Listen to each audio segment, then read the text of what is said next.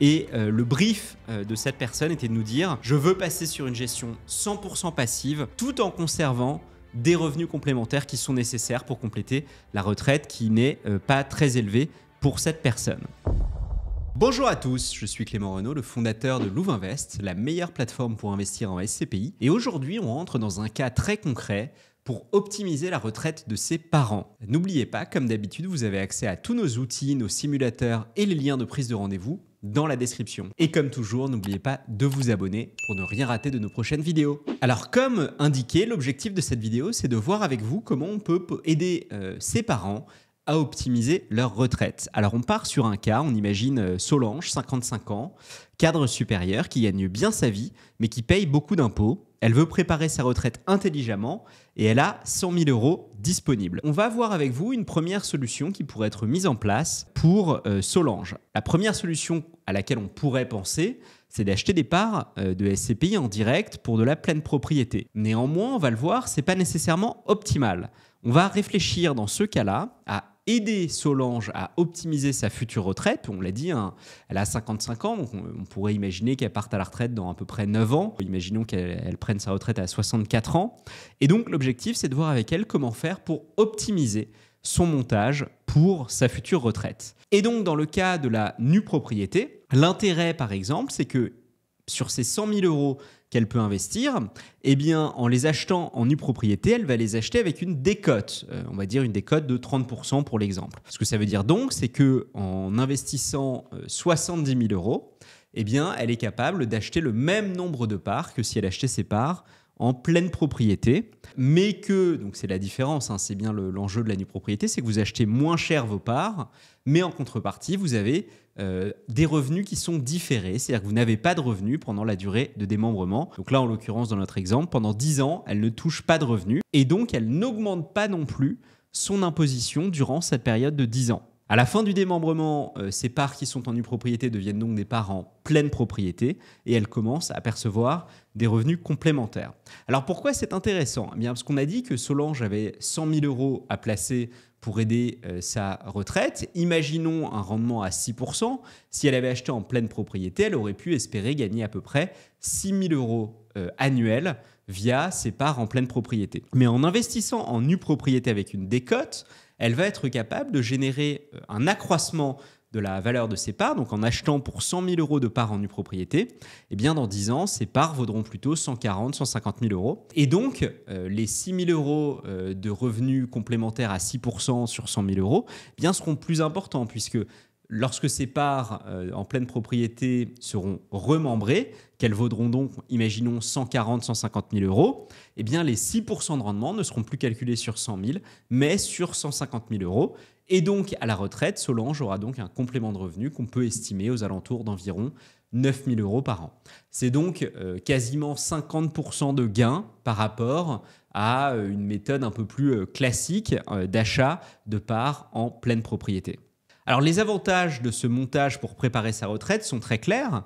Premièrement, on réduit les impôts durant la vie active qui sont généralement plus importants. Quand on est dans la vie active, généralement, on a plus de revenus. Donc, on ne vient pas augmenter encore ses revenus pendant sa période active. On achète de la nue propriété. On a un investissement qui est optimisé grâce à la décote. Donc, en fait, au fond, on achète plus de parts pour le même montant. Donc, pour les mêmes 100 000 €, eh bien, on va acheter plus de parts grâce au système de la nue propriété. Et la rentabilité est donc boostée sur le long terme puisque lors du remembrement de ces parts, lorsqu'on arrive à la retraite, eh bien, on est capable d'avoir un revenu complémentaire supérieur généré par les parts que nous avons achetées en nue propriété. Alors dans les erreurs à éviter, il faut faire attention quand même à un élément, c'est que par définition, quand on investit en nue propriété, on n'a pas vraiment de liquidité pendant la durée de nue propriété. Donc une fois que les parts sont achetées, eh bien, on est obligé de les garder. Donc si on a investi en nue propriété 10 ans, eh bien, on va garder pendant 10 ans ces parts de SCPI. Il faut donc choisir de bonnes SCPI qui sont de qualité, diversifiées et adaptées à son horizon d'investissement puisqu'on va les garder quand même très longtemps. Ensuite, il y a un élément évidemment, c'est qu'on vous encourage fortement, si vous souhaitez réaliser un tel montage, à vous rapprocher d'un conseiller Louvainvest, notamment pour aller analyser les meilleures clés de démembrement, Toutes les SCPI ne sont pas égales sur le sujet. Certaines SCPI proposent de meilleures clés, notamment sur la nue propriété, qui vont donc vous permettre d'optimiser encore plus en choisissant les bonnes SCPI. Voilà le premier moyen d'optimiser sa retraite via l'investissement en nue propriété en part de SCPI. Alors si cette vidéo vous plaît et que vous voulez créer un montage un peu particulier pour un membre de votre famille, n'hésitez pas à prendre un rendez-vous, c'est totalement gratuit avec l'un de nos conseillers. Le lien est dans la description. Alors je vous prends un deuxième cas. Donc là, on est sur un cas de quelqu'un qui est déjà à la retraite. On prend le cas de Marie, 67 ans, qui vient de partir à la retraite. Elle a également 100 000 euros qu'elle peut débloquer c'était 100 000 euros placés sur un plan d'épargne retraite qu'elle peut sortir. Et elle veut à la fois générer des revenus complémentaires et préparer sa transmission. C'est ça son objectif. C'est un cas client d'une de nos clientes.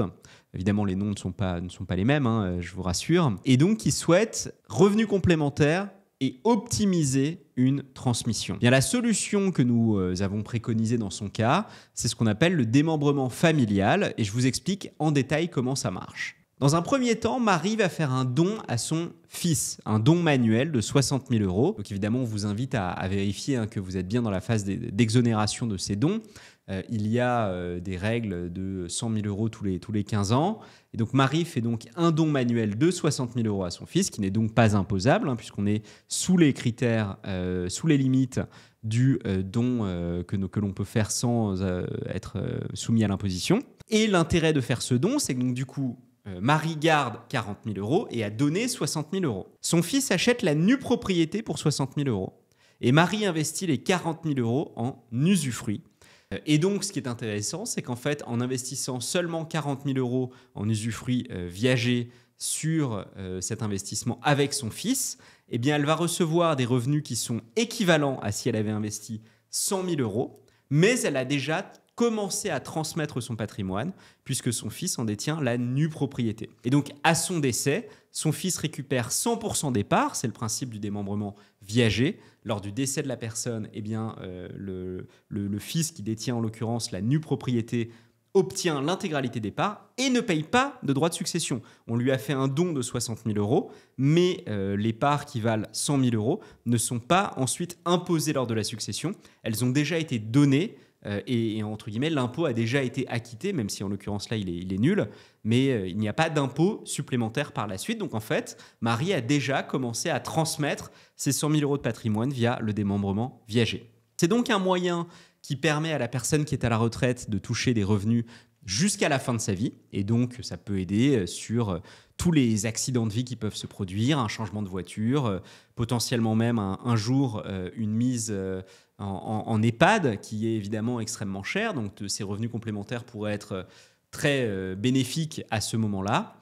Et en parallèle, eh bien, la succession a déjà été anticipée via la donation au fils. Alors, point important, le don manuel doit être enregistré auprès des impôts pour éviter de mauvaises surprises plus tard. C'est très simple, c'est un CERFA que vous pouvez faire en ligne. Mais en tout cas, c'est quelque chose de relativement commun et qui vous permet de bien encadrer le cadre dans lequel vous faites cette transmission. Et pour finir, un troisième cas qu'on voit de plus en plus fréquemment.